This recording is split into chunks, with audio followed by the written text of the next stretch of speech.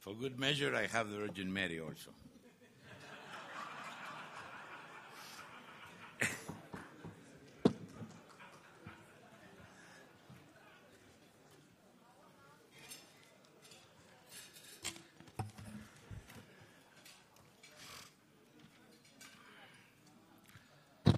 Before the formal part, let me tell you that, of course, I was very much impressed by the eyes of the Rebbe, piercing eyes, looking behind his table, and he gave me $1 bill, adding, "I am the only rabbi that gives money away."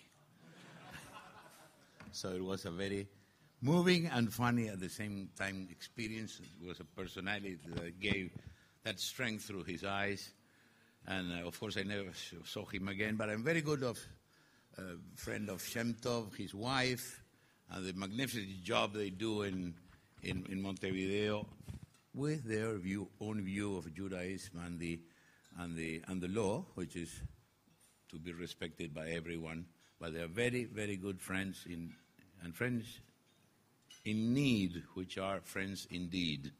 They have kept this friendship with us. Well, now to the formal part. Mr. President of World Jewish Congress, Ambassador Ronald Lauder,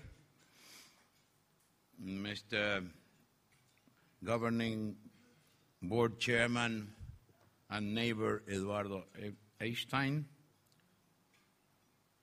Let me also recognize nuestro jefe regional, Jack Terpkins, and his wife from the Latin American Jewish Congress. May I also recognize, being an honorary doctorate of the Hebrew University, Mr. Lior Herman, the Department of International Relations. Thank you. I always keep that honor of the Jewish Hebrew University very close to my heart.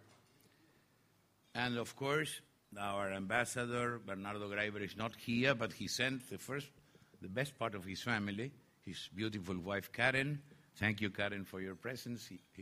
Her husband is in New York now, working there. And of course, Alberto Rodriguez, our consul in Israel. They are the representatives of my country, so I'm very glad to have them here in this moment.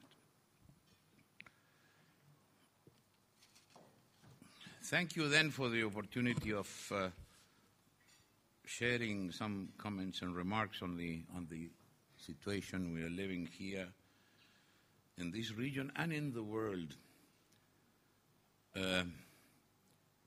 Coming from a faraway region gives me a perspective of distance, and belonging to a small country born in spite of the neighbors sometimes in the situation my country has in South America. You remember we are the smallest country in South America. It gives me the sense of being born in a small country, so we are very near, of course, in a different dimension of what Israel is. And of course, we always remember that we were among those that promoted the decision of 1947 of the recognition of the State of Israel, and that has been an honor for our country through all these years. Two critical issues appear in the horizon of Israel and the Jewish people, and I would try to comment on them. The first are the latest events on this region that began at the beginning of this year, haven't finished yet. They have shaken the region, and they will go on shaking the region and perhaps the world. And the other is the bid by the Palestinian authorities of getting the recognition of the United Nations of the so-called statehood of Palestine.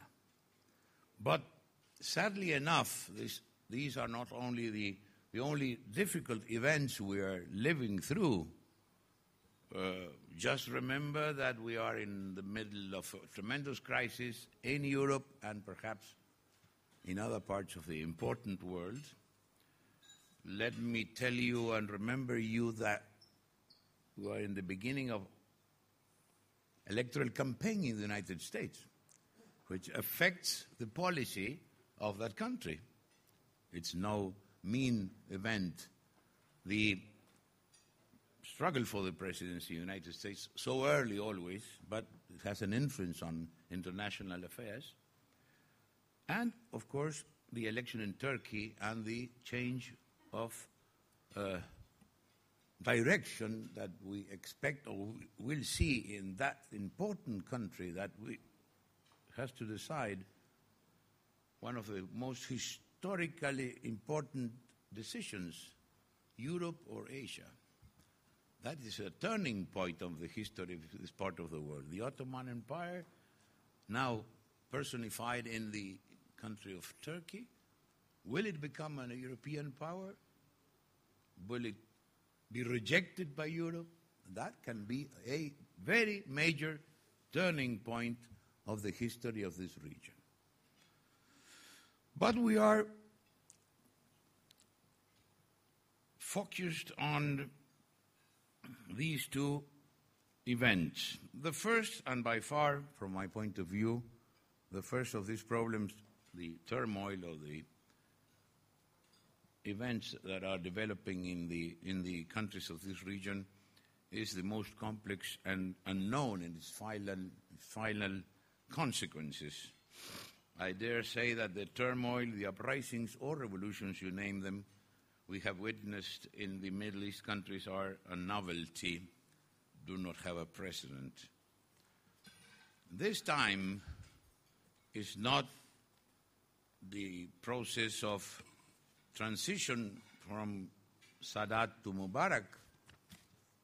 It is not the succession of one Assad by another. It's not even what happened long time ago in Libya of King Idris, substituted by a young colonel who now is the known dictator of the neighborhood. These events are completely different. The forces unleashed by the social networks are mostly unknown to us the world over. No scientist or scholar has yet devised a system of thought to at least obtain a partial explanation how this network of power works, because it's the ultimate anarchy. It's the ultimate empowerment of each and every person. We have seen in modern times mobilization of masses. We have seen upheavals of many kinds promoted by charismatic leaders or well-organized parties. That is the common fare of politics. And we could say that those kind of events were very typical of the Arab world. We've seen every model of them. But what is afoot now has no kin, or is no kin of those past experiences. Indeed, the world has never experienced something of this kind. The power unleashed by the cell phone, by the computer, by the million instant connections between each and every individual is a force nobody can rule or nobody can guess about its final decision or final, how can I say it, final end. It's like opening the Pandora box, and it has been opened in this part of the world. Not only here. We have seen similar situations in Europe. I will comment immediately on them. It's the dream of the anarchist. It's the nightmare of us all. Where or when could we see a link of such force that unites human beings with common thread that cannot be controlled by the police, by the army, by the political leaders or religious leaders? Nobody can control, know, or direct this kind of power that has been opened in the world for the first time. No Secret Service can keep an eye on every message going with the speed of light from one telephone to the other, from one computer to the other. No riot police can club one and everyone to submission because everyone is on the march. Let me mention as an example of how difficult it is to analyze this kind of events what is happening in Spain. For many days, young people, the indignados, the mad, were camping in the Puerta del Sol. There they placed their demands. Finally, they decided to leave. They had elections for the local and regional authorities, and we'll have elections very soon for the national government. But these people don't want to vote.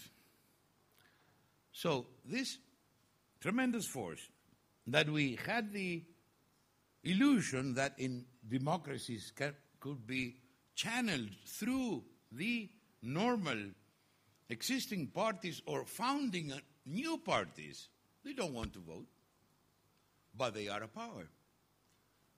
So you can see how dangerous this situation is, and if in the normally democratic countries they don't want to participate, what is left for these imperfect democracies we know in this region?